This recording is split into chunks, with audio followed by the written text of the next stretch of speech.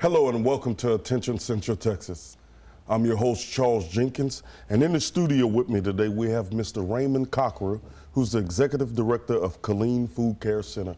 Hello, sir, and welcome to today's show. Thank you. Good to be here. Yes, sir. Good to have you on the show. And let's just get into talking about the Killeen Food Care Center. Tell us a little bit about the history and what it's about. Yes, sir. We're in our 34th year. We were founded in 1987, a collaboration between the First Baptist Church and St. Joseph's Church, and been standing in the gap for 34 years. Wow. Created by hunger in our community. Now, I know this past week we had a snowstorm, or a snowstorm, blizzard, whatever you want to call it. How did that affect you guys? Yeah, we jokingly call it Snowmageddon 2021. but already we've seen so many folks hurting because of COVID. Yeah. And then last week, I can't tell you how many calls I've received and emails and messages that folks lost all the food they had due to not having electricity. Yeah. So we decided we couldn't open last week, Tuesday, Wednesday, Thursday. We decided on Friday and Saturday we'd do drive-through distributions. Well over 1,000 families came through on Friday and Saturday alone, 645 cars. Oh my word. And then another 300 families yesterday at our facility. Yes, sir. And speaking of your facility, I know we just got out of 2020. Tell us what's that been like. What kind of numbers you've seen? Last year was the most folks that we've ever seen in our 34-year history, and a lot of that was due to COVID.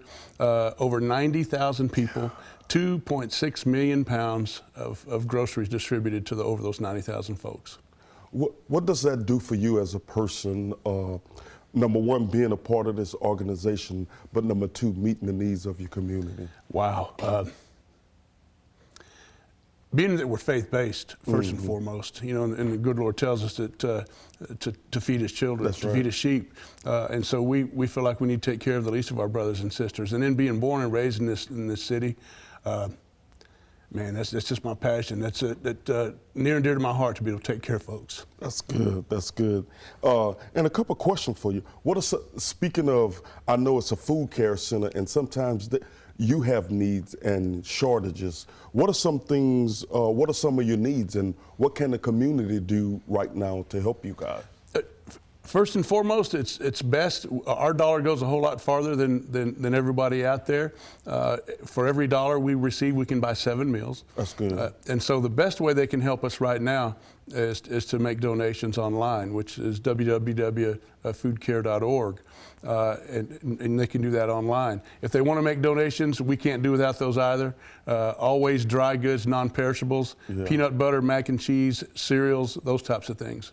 Now, a typical bag that you guys hand out to a family, whether it's drive-through or them coming to your facility, what's all in the bag? I know you said peanut butter and macaroni. What are some other things you guys try to provide? That's a great question. Our distribution model used to be self-serve. They would come in, and just like we do when we go to Walmarts and H-E-Bs, they got to go in with a shopping cart and go to 3 different areas in our facility and then leave. But now we pre-bag all the groceries.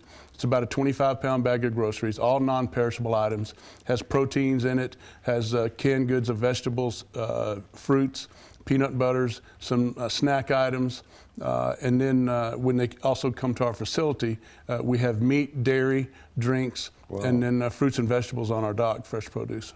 And speaking of your facility, tell us where it's located. Yes, sir. It's 210 North 16th.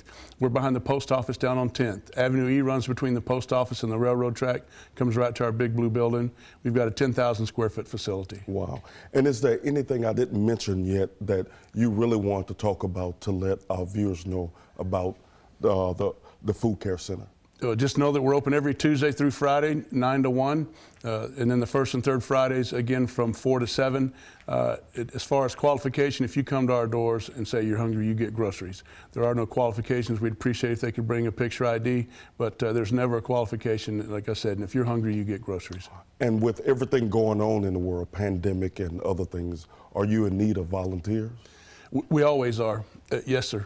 What are some of the things a volunteer have to go through so people would be aware of what to look forward to when they come? Well, right now we've got two needs for volunteers. Okay. First, just in our distribution model, because we have to limit the amount of people in our facility, only two families at a time, we have to make it work inside the building. When they come in and check in at our intake desk, we give them a basket full of groceries.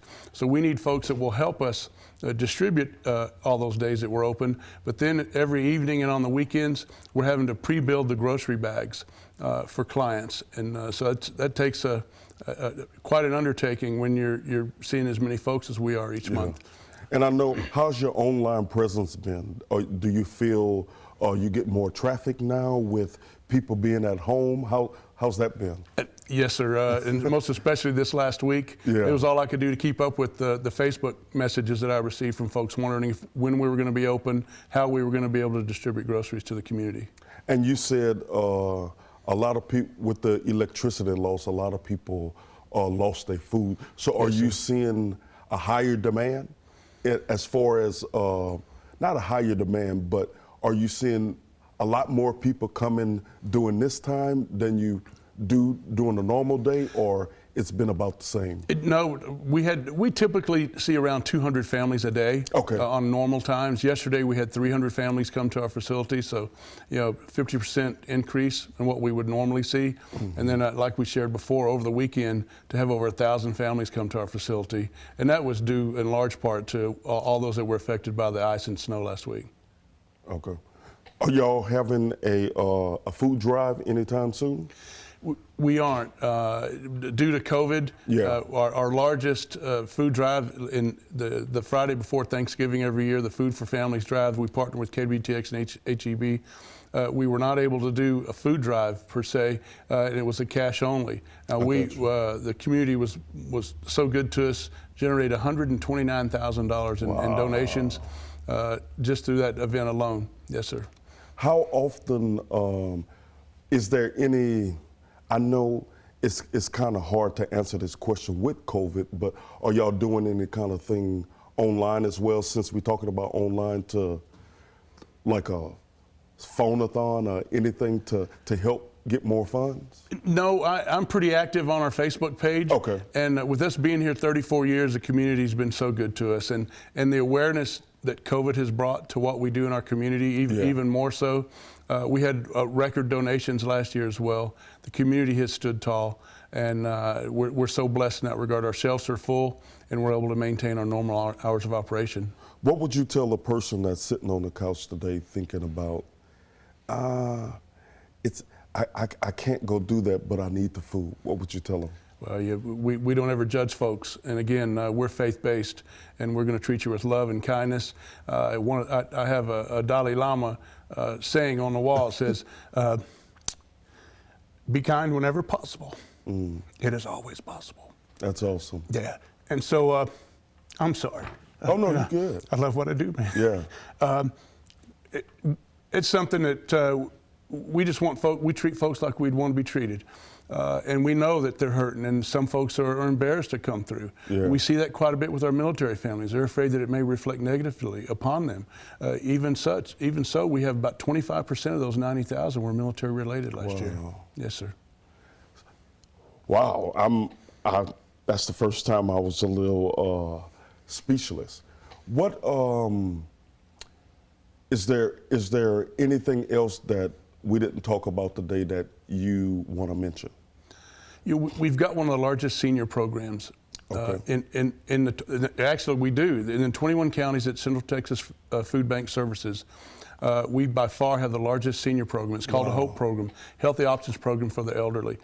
We have about 1,500 senior families come through each month. The next largest is 500 to 600, and that includes Austin and Waco.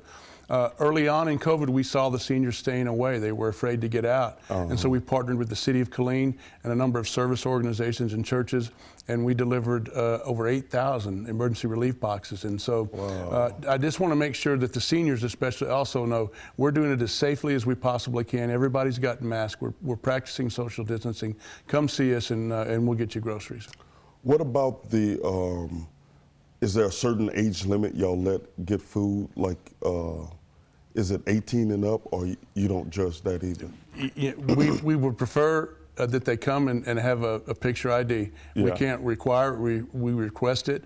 But again, being faith-based, if you show up at our door, you're going to get groceries. And we have quite a few homeless folks that come through Okay. as well. We partner with Officer Kyle Moore, who's the liaison for the homelessness in the city of Killeen. Okay. And so we help them as well. Now I know you said First Baptist Killeen. First Baptist and Killeen who was the other and church? St. Joseph's were the original churches that founded us, yes. Do you have any more churches that join in other than those two Oh, churches? mercy, to yeah. help? That was one of my focuses when I came on 4 years ago. I wanted to build our church participation, and they've been so good to us. That's good. Those are one of the partners that I spoke of earlier that would take the emergency relief boxes and either have them at their church for individuals that they've identified or help us go out and deliver those to the seniors in our community. But yeah, we've got a wonderful support from the churches in our community. Any final thoughts before we close out?